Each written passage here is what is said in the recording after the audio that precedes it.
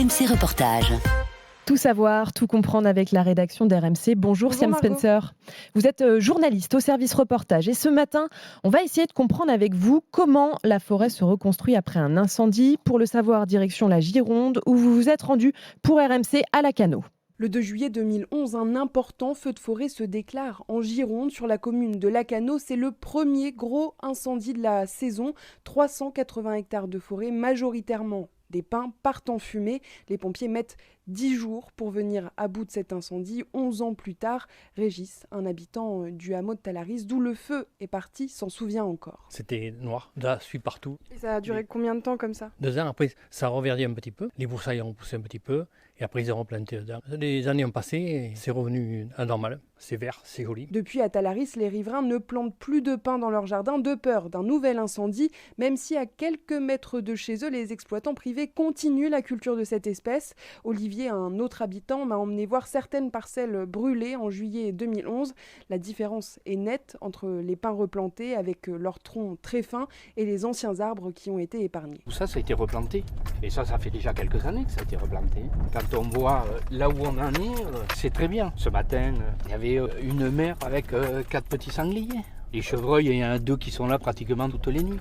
Et si ici à Lacanau, les exploitants ont reboisé les parcelles, d'autres communes, Siam, ont choisi de laisser la nature faire son travail. Comme à la Londe-les-Morts, dans le Var, près de 500 hectares de forêt détruits lors d'un incendie. C'était il y a 5 ans, en 2017. Serge Portal était déjà l'adjoint au maire en charge des forêts. La décision de ne pas reboiser a été une évidence. Le climat méditerranéen n'est pas propice à ça. Dans d'autres régions de France peut-être, mais nous, c'est pas la peine de le faire. Ça coûte énormément cher. Vous voyez, si vous plantez 1000 ou 2000 arbres, qu'est-ce qui va intervenir dans les forêts pour les arroser l'été, quoi. Puis on casse tout. Si un gros orage ailleurs, ça va raviner. Donc, vaut mieux laisser faire la nature. C'est fait pour. La végétation, elle est faite pour résister au feu. Elle va brûler. S'il pleut, l'année d'après, ça repousse très, très rapidement.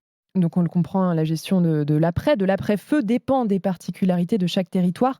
On n'a pas la même stratégie si on est dans le sud-est de la France ou dans le sud-ouest, mais surtout la décision reste entre les mains des propriétaires des parcelles Siam. Oui, dans une forêt communale comme à la Londe-les-Morts, replanter n'est pas une obligation. La commune s'est laissé le choix. À Lacanau ou plus généralement en Gironde, la majeure partie des parcelles appartiennent à des exploitants privés qui replantent souvent des nouveaux arbres, en l'occurrence des pins.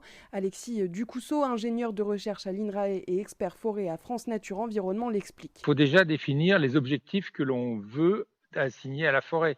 Donc il y a des objectifs à la fois économiques, de société et d'écologie. Dans l'incendie de l'Andiras, c'est une multitude de gestionnaires privés qui sont indépendants les uns des autres, donc chaque propriétaire aura la main libre pour réagir. Et pour voir une forêt revivre, il faut tout de même être très, très patient. Si vous voulez faire de la production intensive de pins maritimes, en 25-30 ans, vous pouvez la restaurer. Si vous voulez revenir à une vieille forêt, là, c'est en siècles pour restaurer complètement la forêt. Si vous voulez, il faut au moins 250 ans pour avoir un vieux chêne. Ça montre l'impact et la catastrophe que peuvent être ces incendies. L'Office national des forêts, de son côté, insiste sur l'importance de repenser le reboisement public à titre préventif, notamment en diversifiant les essences des arbres replantés dans une même forêt.